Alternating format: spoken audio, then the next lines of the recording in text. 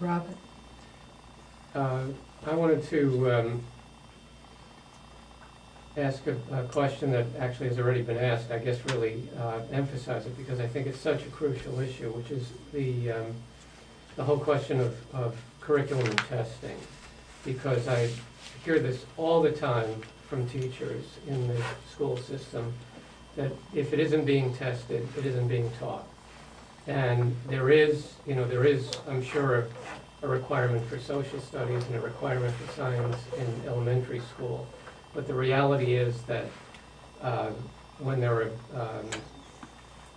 there's a need for kids to get extra work in math or English, those are the first subjects that are put aside so that there's a concentration on math and English. There's a concentration on the subjects that are being tested.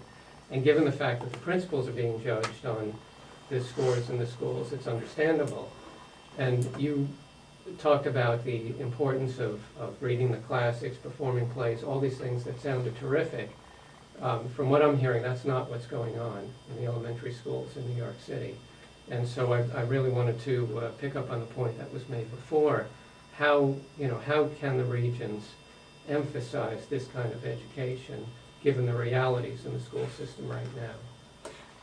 Again, going back to what I said about being encouraged, there was an extensive conversation because there's a subcommittee which is just based on culture and the museums and the arts, and it's interesting because the conversation in terms of the regions, it's really about this whole notion of the whole child, and it's beyond citizenship. It's really creating opportunities, infusing the rigor, creating opportunities for children to start with even as young as the NAEP test, which is a science, to really get children at a very young age excited about something as simple as scientific method. Well, the scientific method is very closely tied into teaching literacy. Because if you think about it, it's really observation. You're actually, synthesis.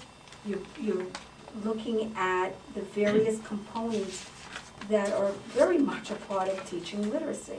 I mean, if you're a scientist, you talk about evidence. Well, if you're writing, you talk about evidence. You have to support your thesis with the evidence. So I think it's that alignment that somehow is still, I think we're still teaching in isolation. We're still teaching in, if I'm a math teacher and you're a reading or a literacy teacher, then our worlds don't necessarily cross.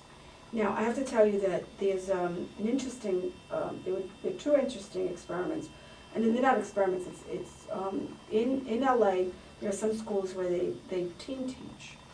And so the teachers, because they've come to realize that, particularly in elementary, you're a jack of all trades.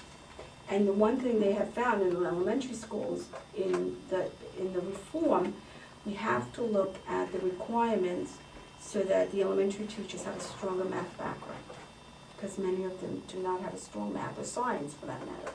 So what happens is there's also a comfort zone that you gravitate toward. So what they're doing is saying, okay, if your strength is math and my strength is reading, then you have my children for reading and I have your children for math, and we give our children the very best that each one of us can give. And in your case, it may be math and science, so that the children get exposed to more than one person, they get exposed to the very best, so that I think that more and more people are looking at the need that if you don't integrate the curriculum, I mean, how many of us went to high school and realized, you took a chemistry and you said, wait a minute, is physics and chemistry? I mean, because truth is, we also went through the paradigm of isolation, and you looked at neurophysiology. I remember taking a college in neurophysiology, and I said, oh my God, this has, physics, it's got chemistry, it's got biology, and as a student, I had to put it together. And instead, I remember going from class to class and not realizing how interdependence and interconnectedness of all the various subjects, and how rich a curriculum can be if you're doing measurement in science, if you're doing measurement in music, if you're doing measurement in mathematics, if you're doing measurement, and it's all a matter of saying, you don't need more time, you just need to figure out how do you integrate it? How do you make it come alive so that when children look at whether it's a structure, that they understand it through a mathematical lens, scientific lens, a literacy lens, and so that they're able to almost do what our children, which I call the digital natives, are doing, which is basically they're able to do multitask. So I think these kids are ready to multitask, and they should be ready to also look at curriculum and look at content area in an integrated way, not in an isolated way. So I think that in many ways, there is a big discussion going on about how do you begin early, because by the time you get to the middle school, many of our children are either lost, particularly in math and science, I have to tell you. And maybe if they can do problem solving and they could read it and understand it, they may not even know how to break it down and show it, going back to science, the evidence. What's the evidence? Within the State Board of Regents, what kind of emphasis and discussion is on students with disabilities? Great question. I particularly like that question because I just joined the special education subcommittee. I have one more committee I have to join. I'm sort of still shopping around. There's a lot of discussion around it.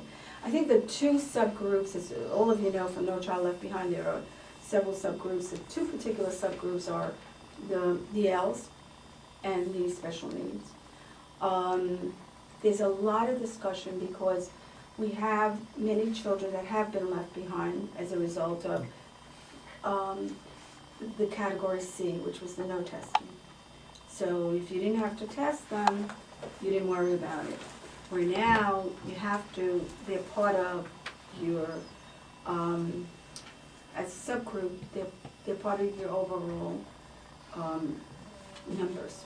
So I think more and more people are looking at it. I think people are looking at ways to assess the performance, because not paper and pencil is one form that's going to be around forever, I will tell you that.